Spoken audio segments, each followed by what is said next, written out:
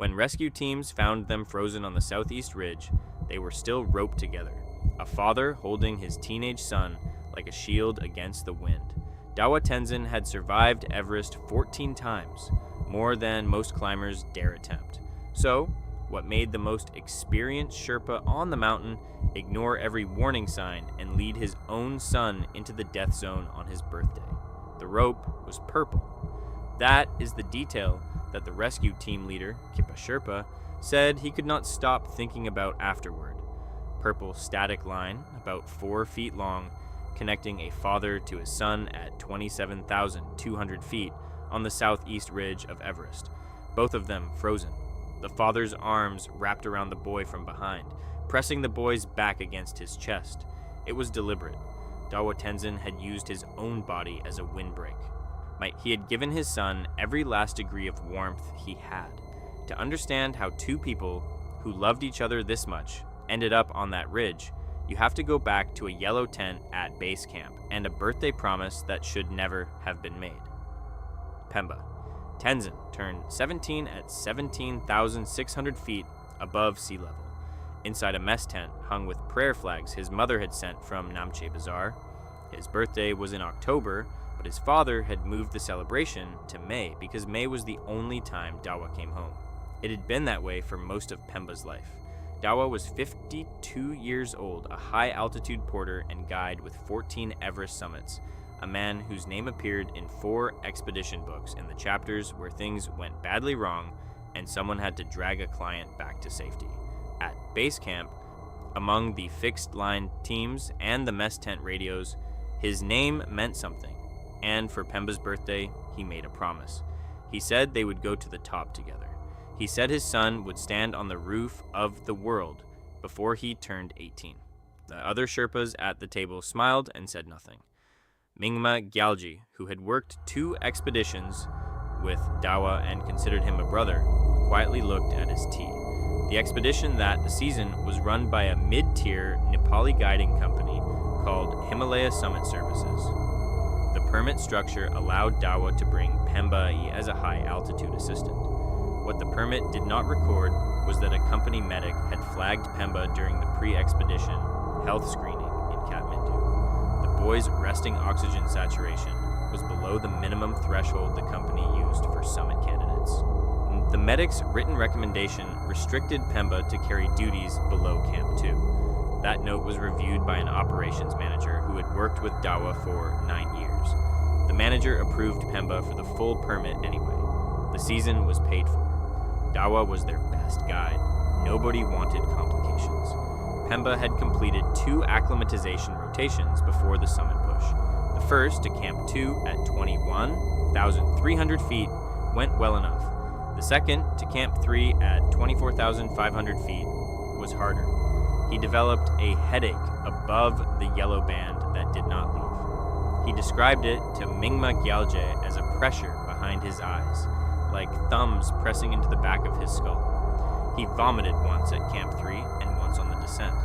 Dawa gave him ibuprofen and told him it was normal. Mingma pulled Dawa aside on the fixed lines above Camp 2, and he spoke quietly so the clients would not hear.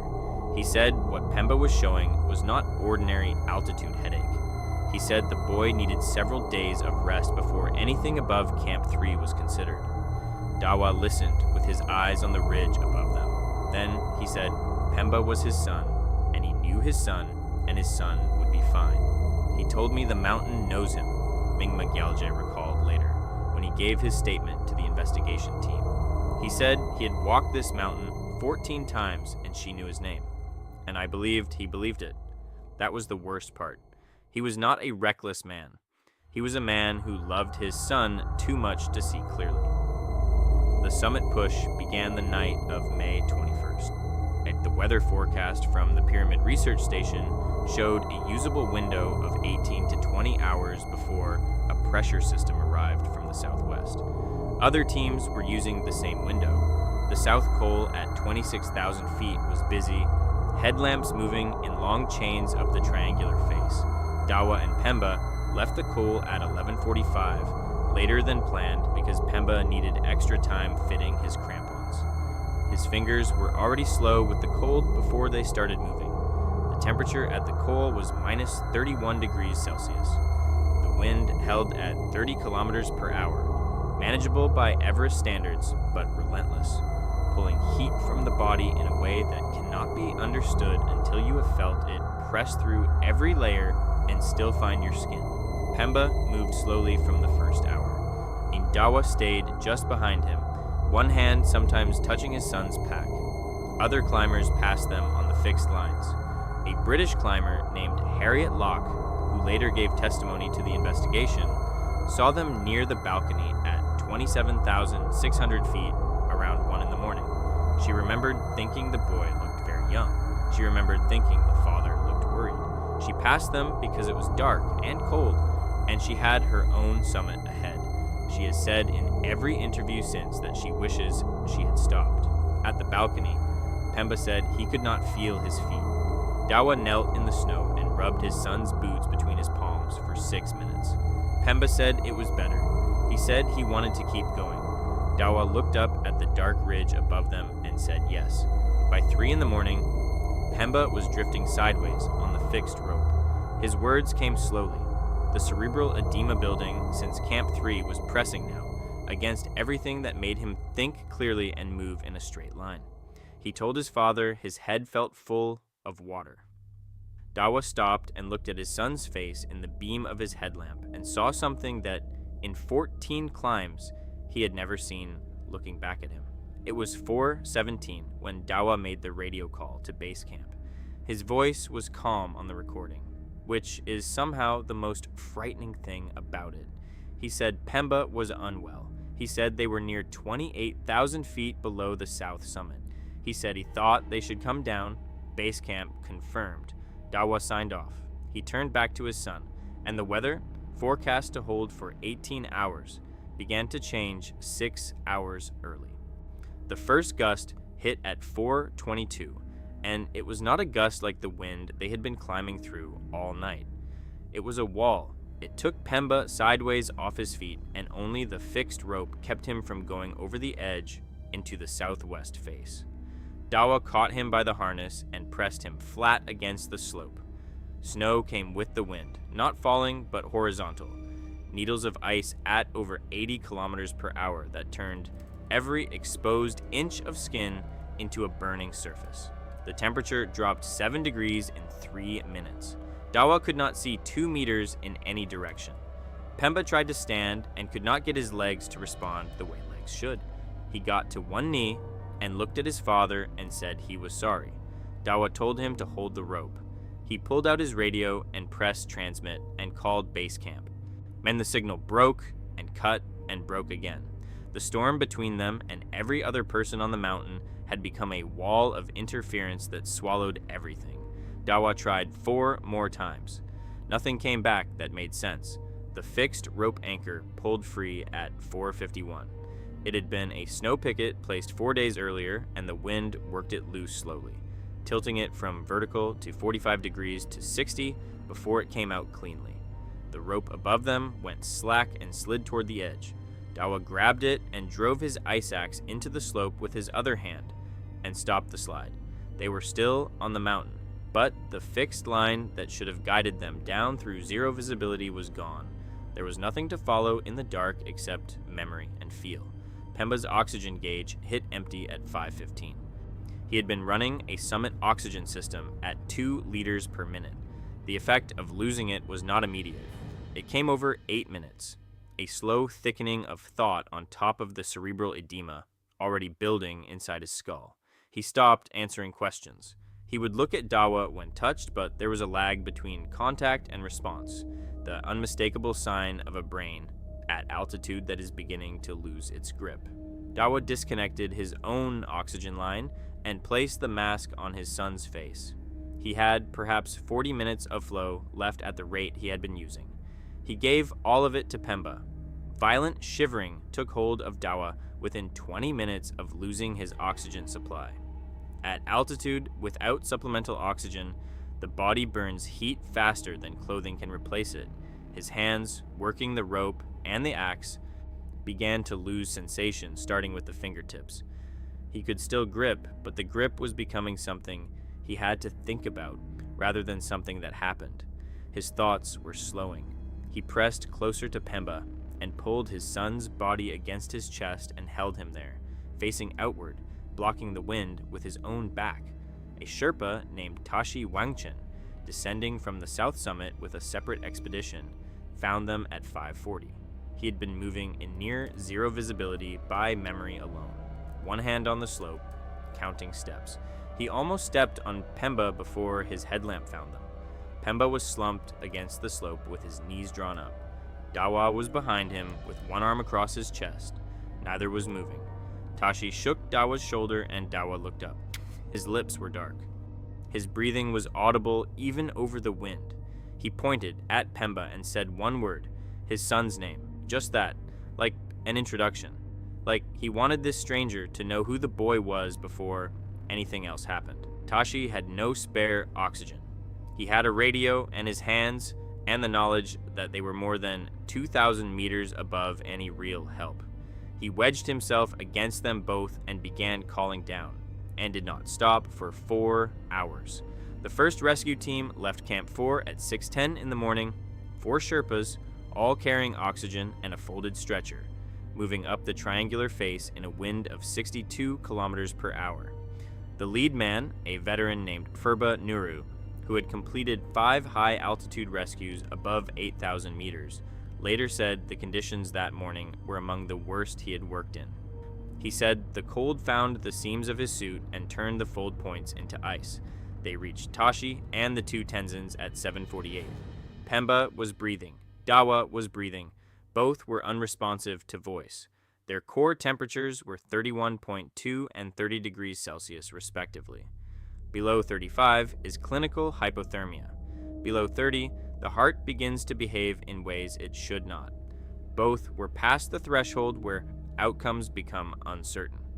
Furbanuru had oxygen masks on both of them within 4 minutes, and later said those were the most important 4 minutes of his life. He said his hands were so cold that working the regulator valves felt like trying to thread a needle in oven mitts. He did it anyway because there was no version of events that did not require doing it anyway. Shipemba was strapped to the stretcher at 8:22. Moving a loaded stretcher down the southeast ridge in those conditions required 2 Sherpas on the uphill side and 2 on the downhill, the slope running between 40 and 50 degrees, the wind still gusting above 60 kilometers per hour. Every step had to be deliberate. A stumble with a stretcher on this slope meant everyone went. Furba Nuru made the call to leave Dawa secured to an anchor with oxygen running, while they moved Pemba to a sheltered position 200 meters below. He later described it as the hardest call he had made on any mountain. At base camp, an operations coordinator named Ang Furba had been awake since Dawa's first call at 4:17. She logged 41 radio calls between that moment and 9 in the morning.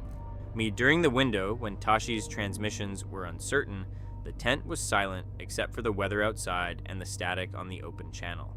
She kept calling because stopping felt like a decision she did not have the right to make. The helicopter from Lukla was grounded through the morning. The pilot made 3 attempts to get airborne and was turned back each time by wind speeds above operational limits. He sat in the cockpit after the 3rd abort and watched the mountain through the windscreen without speaking. His co-pilot said afterward, "He told me there are days on this mountain when you do everything right and it still is not enough." He said this was one of those days. Pemba reached the South Col at 11:14. Dr. Rajan Thapa, a wilderness physician wintering at Camp 4, started an IV line and began rewarming. When he checked Pemba's pupils, one was more dilated than the other. That finding told him something about the cerebral edema that made the rewarming feel less like saving and more like hoping. Dawa was brought to the Col at 1:55, intermittently conscious, speaking in fragments. He said Pemba's name several times. He asked, clearly and suddenly, "Is my boy warm?" One of the Sherpas said yes.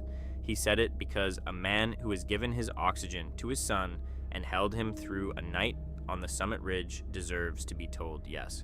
The helicopter lifted at 4:40 when a 35-minute window opened in the wind. Pemba went first on the long line. Dawa followed. The wind returned during Dawa's extraction and pushed the aircraft sideways for 40 seconds. The pilot held control and completed the lift. The flight to Lukla took 11 minutes. Prayer flags cracked in the wind at the airstrip as they landed. The mountain was already hidden in cloud. Dawa Tenzin Sherpa was pronounced dead at a hospital in Kathmandu at 11:47 in the evening on May 22, 2019. The medical examiner listed the cause of death as high-altitude cerebral edema with secondary cardiac arrest, compounded by severe hypothermia. He was 17 years old and 4 days. His father, Dawa Tenzin Sherpa, died at 3:14 the following morning. His cause of death was severe hypothermia with cardiac arrest, complicated by hypoxic brain injury, sustained above 28,000 feet. The examiner noted that the frostbite pattern on Dawa's hands was consistent with prolonged, unprotected exposure, the kind that happens when a man gives away his gloves or his oxygen, or both. The Nepal Mountaineering Association investigation concluded 7 weeks later. Its finding, preventable fatality due to inadequate medical screening enforcement and deviation from established safety protocols at altitude. The negligence reveal was specific. The medic's written flag on Pemba's oxygen saturation had been overridden not by a doctor, but by an operations manager protecting a client relationship. The investigation found that Himalaya Summit Services had approved at least 4 other personnel for summit attempts, despite medical screening flags in the 2 prior seasons, each time citing commercial considerations. The company's permit was suspended for 1 season. The revised protocol that followed required a second medical sign-off before any flag could be overridden. That protocol had existed in draft form in the company's own safety manual for 3 years before it cost 2 lives to implement. This mirrors the failures documented in the 1996 Everest disaster, where 8 climbers died after guides pushed past turnaround times to keep paying clients happy. It echoes the 2008 K2 tragedy, where 11 climbers died in a single day as commercial pressure and fractured communication collapsed the margin for error. The pattern is not random, it is the same pattern wearing different faces. Everest has claimed more than 320 lives since 1922. The death zone above 26,000 feet carries a mortality rate of approximately 4%. 90% of fatalities occur on descent. Commercial clients die at a rate 2.3 times higher than independent climbers with technical experience. These are not abstractions. They are the weight of every decision that seemed survivable until it was not. Mingma Gyalje returned to Namche Bazaar after the season and did not guide Everest the following year. He said in a later interview, "I think about that conversation on the fixed lines every day. But I also know Dawa. If you told him his son was not safe, he heard you say his son was weak, and no father wants to hear that." He paused for a long time before he finished. "He was the best climber I ever worked beside, and he still could not save him." Dawa Tenzin took his son up Everest for his birthday. He believed 14 summits and a father's love were enough protection for both of them. The mountain did not weigh those things. It never does. He went up to give his son something that would last forever. And it did.